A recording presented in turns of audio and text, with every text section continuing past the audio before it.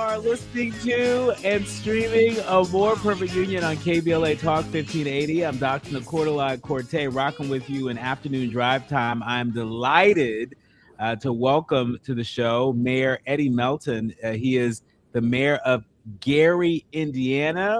There would be no Michael Jackson. There would be no Michael biopic that is breaking box office records if not for the origin story of the Jackson 5 in Gary, Indiana.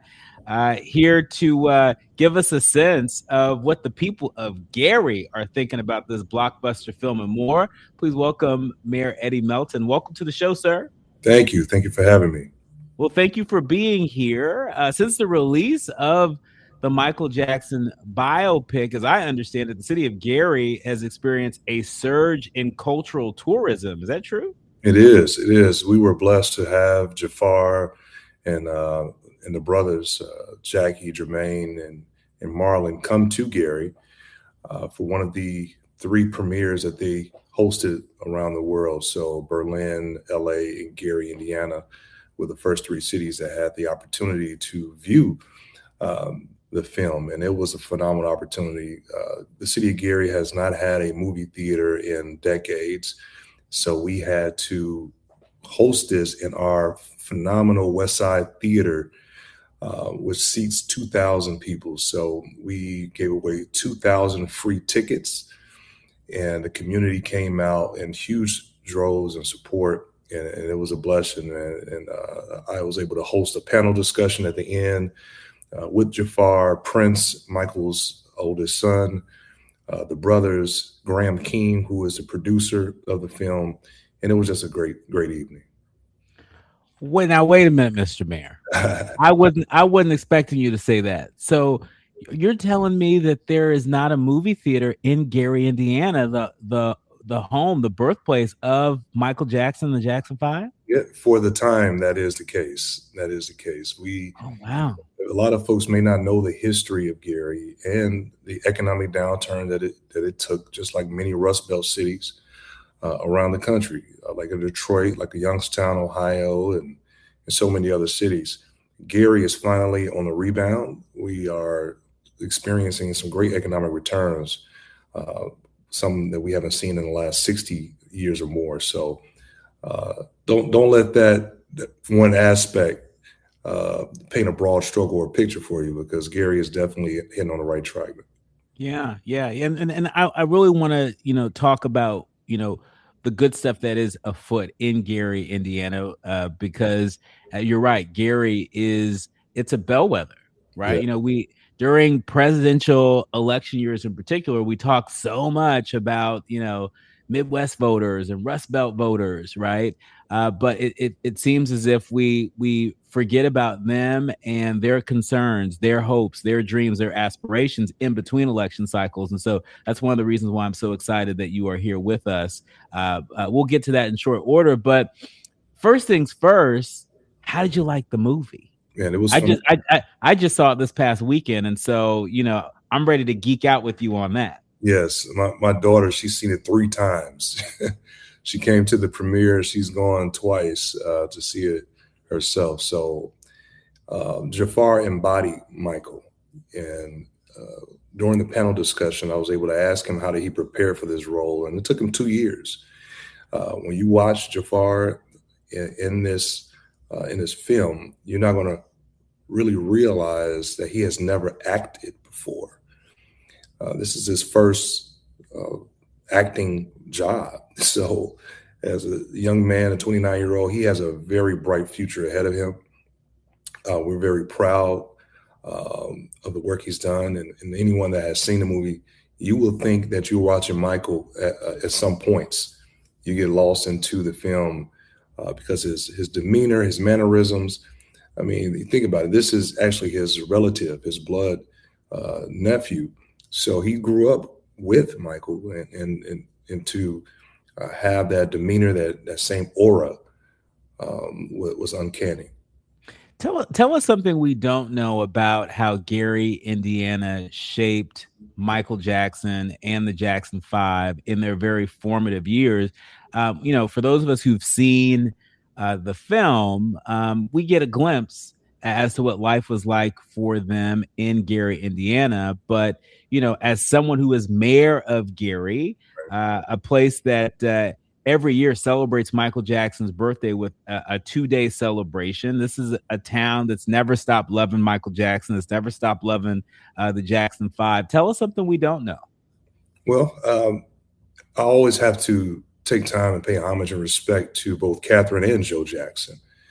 If you think about during the late and early 50s and 60s, Gary was at that point where a lot of the industry was kind of at a stalemate, and the economic downturn was starting to occur. However, you had 9 children in a 2-bedroom home raised by a mother and a father that were very adamant of instilling morals and values in their children that I think we still see to this day. You think about the philanthropy that Michael and his family and his children today, their Prince and Paris and BG and all of them, still give back to the community. So, number one, I always celebrate Mr. and Mrs. Jackson for what they've done.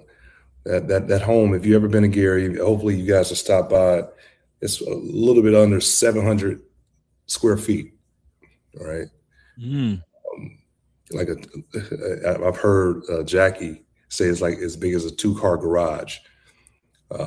He'll share those stories, but I always start with that story. Mr. Jackson working in the steel mill. U.S. Steel would at one point was the world's largest steel manufacturer, with almost 30,000 employees, and today they have about 4,000 employees. Right? You think about the shift in automation and so many other outsourcing of steel over the decades, but that's where they came from. The grit, the determination in a steel city like Gary, Indiana, it will give you a cutting edge that will give you a level of preparation to take on the world. So I'm truly inspired by their story. Watching the movie in the theater with the thousands of children, young adults in there, you can look in their eyes and see the connection when they realize that the world's most famous entertainment family, the world's most famous entertainer is from my city, right? So that was a tremendous opportunity.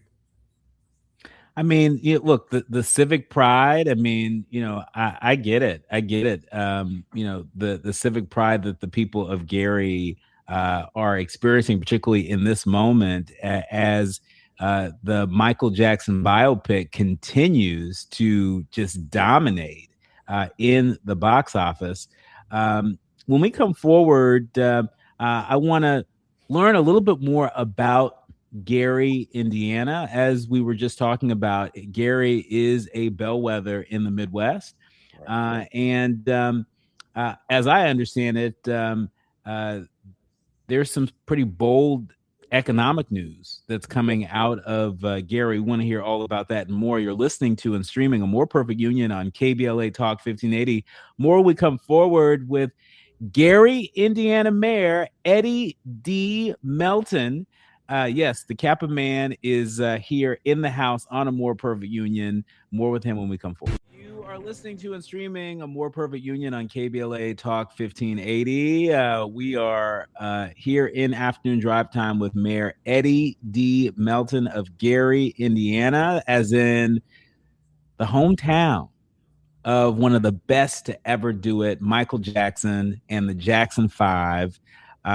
Everyone is buzzing about this biopic that is dominating the box office. But before we even knew their names, and that's a lot of names to know, before we ever knew their names, we knew that there was this really talented family of young Black folks in Gary, Indiana, that had talent that abounded. And now it's all history. It's all history, and it's documented on the silver screen. Now, it seems to me that some of the economic headway that is happening in Gary, Indiana, on your watch, may be setting the stage for the next great Michael Jackson in some other industry. That's if folks really seize this moment. Talk to us about the bold new economic news coming out of Gary, Indiana, that more people should know about. Right. I'm going to give some context. So at Gary's height, we had about 180,000 people in our population. I would say closely around the late 60s, early 70s, it was a drastic decline. Right now, Gary's population came from that 180 to 70,000 people.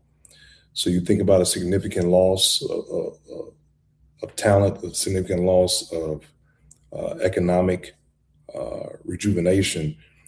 We've been very adamant about growing that population. I served as state senator for 2 terms, ranking minority member of appropriations, assistant minority leader of the Senate, and I just knew that I wanted to go back home to really invest in the city. So that's what we've done. I've been able to work across the aisle politically in Indiana as a Black male, which is extremely difficult, extremely conservative state. But we are right now building relationships because we have proven that Gary is still the economic engine of the state of Indiana. U.S. Steel, like I mentioned before, is the largest steel manufacturer at one point in the world. With that decline, we're right now turning the corner and coming back. Just last year, I worked with U.S. Steel and Nippon Steel, which is a Japanese company. And Nippon Steel purchased, or I would say partnered with U.S. Steel at the cost of $14 billion. And that's system-wide throughout the United States, in multiple states. What we've been able to do is get $3 billion of that invested in the city of Gary. So now with that surge of investment, we have 1,000 new jobs coming down the pipeline. The first 250 were just deployed 2 weeks ago. Our unemployment numbers are at record low. Indiana University Northwest recently done a study that shows that our population has grown consecutively for the first time in 50 years. So the trends that once were headlines and negative stories is no longer, and we're on the right track. Entities from transportation logistics, our tourism and hospitality, all of those things are really growing at this present juncture. So it's way before the Michael movie came out. There was a lot of work that's been laid on that foundation. Our partnerships are corporate partners like the Hard Rock Casino. At one point, Gary had the lowest revenue generating casino in the entire state of Indiana. And now Hard Rock, since the legislation that I passed, relocated them to a more lucrative location, which is right next to the Chicago border. And right now we've been the #1 casino for the past 5 years. So much so that we're getting ready to break ground on our first new hotel, new convention center, $140 million project, and new developments that's coming around that tourism area. So we're extremely happy, man. We've accumulated close to 2,200 new jobs over the next 4 to 5 years. So we're just getting started. I mean, this is a real big deal. And for folks who are a little less familiar with the geography, Gary is really just a stone's throw away from Chicago. And so, there are a lot of people who, may feel that Chicago is getting to be too expensive or, might be just looking for, a better deal.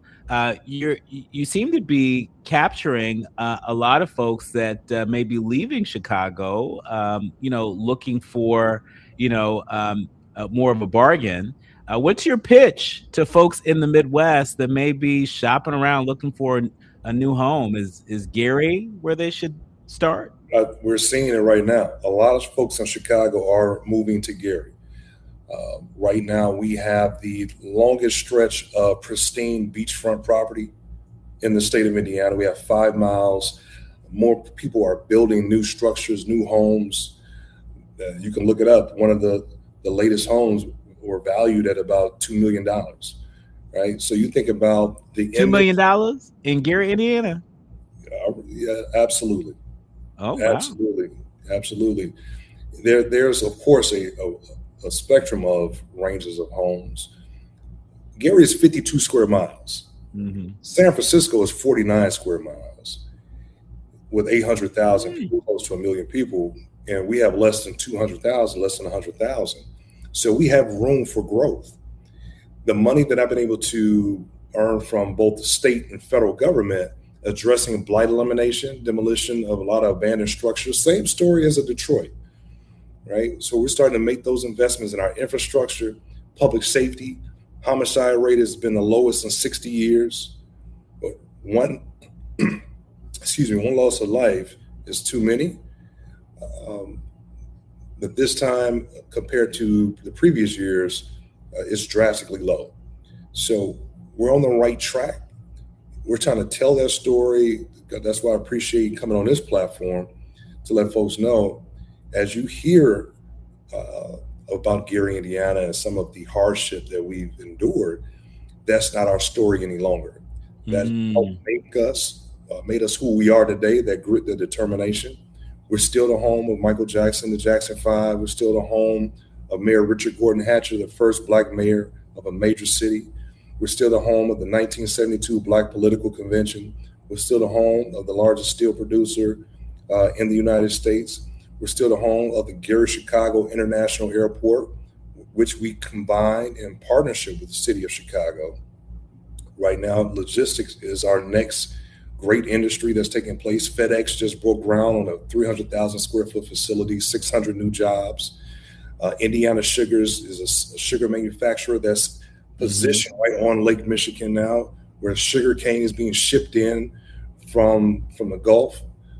So listen, I can talk all day about the great things that's happening because it's just exciting to me to know where we start Yeah. and where we're going. Yeah, we can feel the excitement. In our remaining minutes with you, Mr. Mayor, I'd be remiss if I didn't ask you this question politically. We know that Indiana Republicans are facing primary challenges after defying President Trump. Folks over at News Nation and other outlets are reporting that President Trump is backing the Yeah, challengers of Republican state level lawmakers ahead of the primary election in Indiana. This is, of course, after the legislature rejected his redistricted congressional maps back in December. What are you hearing from some of your colleagues in the state legislature that are not just lip singing for their life, but they are fighting for their political life after deciding to stand up against the president? I think many of them are going to still be triumphant in this. They represented their constituents. They represented what they heard from their residents in terms of not supporting the redistricting. We know that redistricting takes place every 10 years, and I was state senator when the last redistricting took place. And even then, Indiana was probably one of the most gerrymandered states in the union. We're looking at a process where elected officials select who they want to represent. So there was a handful of Republicans in the state of Indiana that band together, that fought back and did not support the federal mandate that was coming from the White House in terms of redrawing the maps or redistricting. So I commend them. I tip my hat off to them. I spoke out adamantly about it. Many of these folks are my friends. We may differ on a lot of different policies, but I celebrate them for standing firm in their Yeah. beliefs. Many of them got the swatting, Yeah. folks attempting on their lives and Mm-hmm. their families. So I just commend them for their due diligence. Well, our thanks to you for that and for really putting Gary, Indiana front and center for us, especially as we're all still enjoying the Michael Jackson biopic. We know there's a sequel that's coming. I know there are folks that want a lot more story, but there are, for the folks who've had a chance to watch the film, there is plenty to delight in. There's a lot of nostalgia. not just for the Michael biopic, but there's a lot of interest in Gary, Indiana. And so thank you for centering the hometown of one of the greatest to ever do it. We'll have to leave it there. My thanks to the entire village that helps us produce a More Perfect Union each and every day. Our executive producer, Tavis Smiley, our sound engineer, brother Andy, our show producers, Faraji Muhammad, Art Seer, social media guru, Amir Black, and each and every one of you, all of our leaders, learners, and listeners. We curate the show every day with you in mind. Remember, don't panic, organize. Do what you can from where you are with what you have, but by all means, do something. I'm Dr. Nii-Quartelai Corte. He is Mayor Eddie Melton of Gary, Indiana, and you have been listening to and streaming A More Perfect Union on KBLA Talk 1580.